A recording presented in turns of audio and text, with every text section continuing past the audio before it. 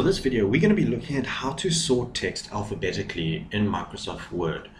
So I've got my standard document here. What I want to do is I want to sort these points into an alphabetical order.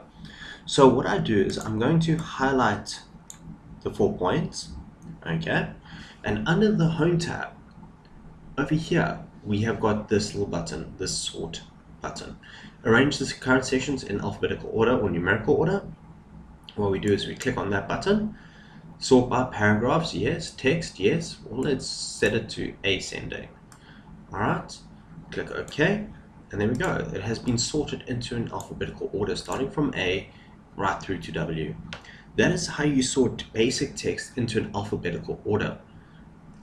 You can do the same thing with numbers, as well as in tables. There is an option to sort information in tables as well, but you'll look at that when we get to the table section.